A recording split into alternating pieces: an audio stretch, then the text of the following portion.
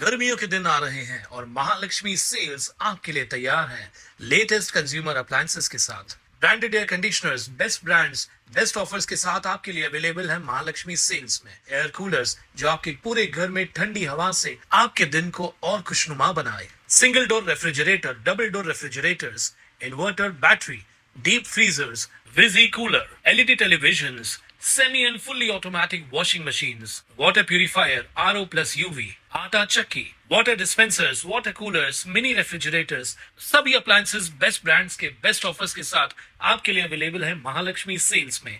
कल्याण डोंबिवली महानगरपालिका क्षेत्रातील 27 गावांमध्ये क्लस्टर योजना राबवण्यात येणार असून या क्लस्टर योजनेला येथील नागरिकांनी विरोध केलाय।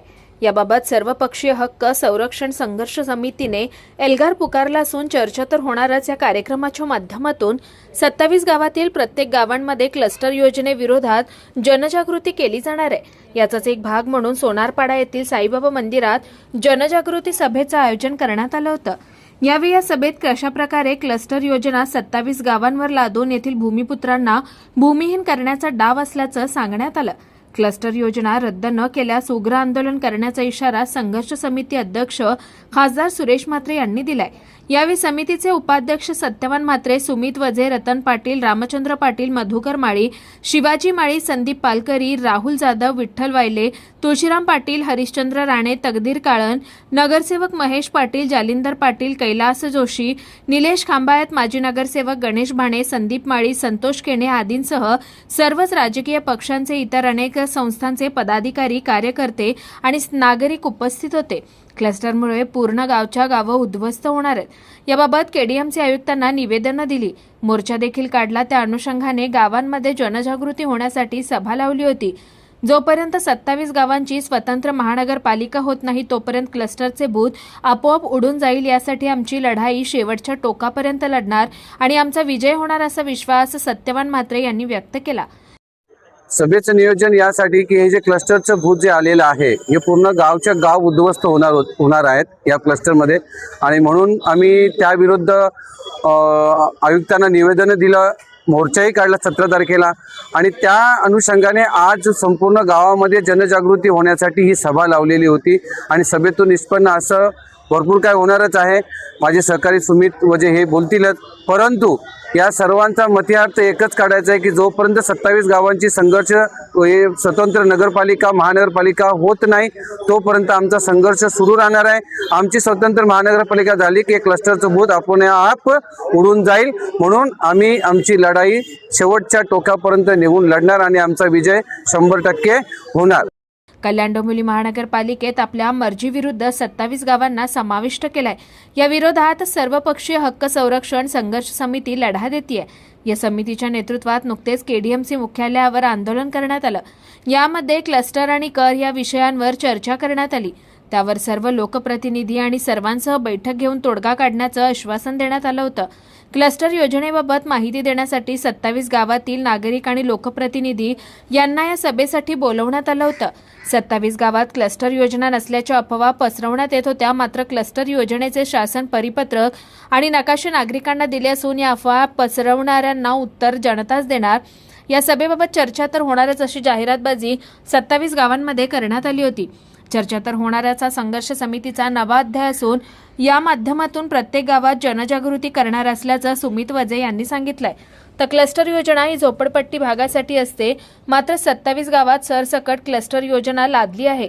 यामध्ये जबरदस्ती जागा अधिग्रहण केली जाणार असून या क्लस्टर योजनेला विरोध असून याबाबत महापालिकेत देखील विरोध केला जाणार असून कायदेशीर लढाई लढू, वेळ पडल्यास रस्त्यावर उतरून देखील लढाई करण्याचा इशारा भाजपा नगरसेवक महेश पाटील यांनी दिलाय।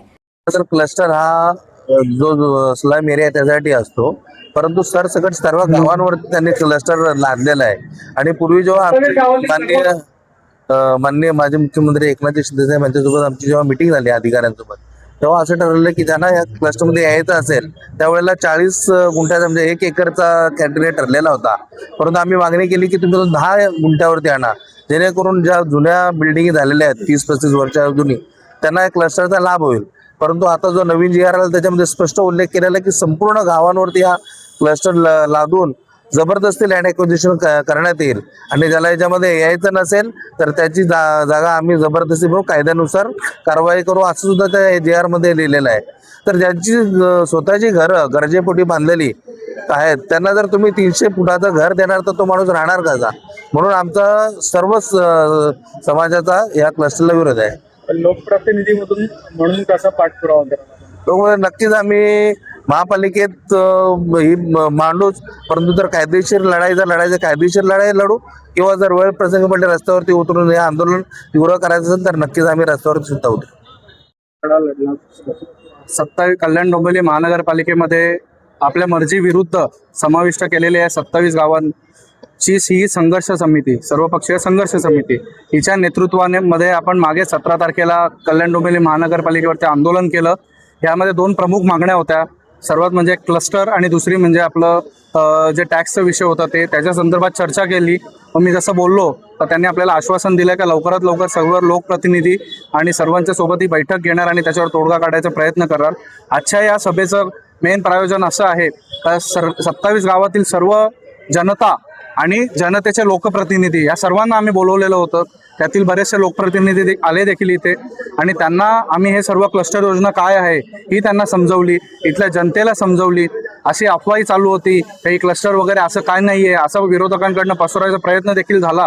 परंतु आम्ही ते सर्व क्लस्टरचे GR सगळे नकाशे हे जनतेच्या हातातच दिलेले आहेत. तर त्याच्यामुळे आता ह्याच्या पुढे जर असं कुठे कोणी प्रयत्न केला अफवा पसरवायचा तर आता उत्तर जनताच त्यांना देणार. आणि आजच्या या सभेच्या माध्यमातून आम्ही जर आपण पाहिले का काही केलं ॲडव्हर्टाइजमेंट झाली होती की चर्चा तर होणारच, तर ते चर्चा तर होणारच जे आहे ही संघर्ष समितीचा नवीन अध्याय आहे.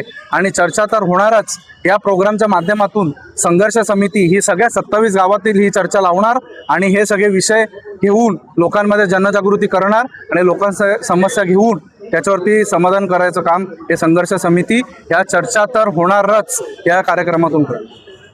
कुणाल म्हात्रे, स्वानंद मीडिया, कल्याण.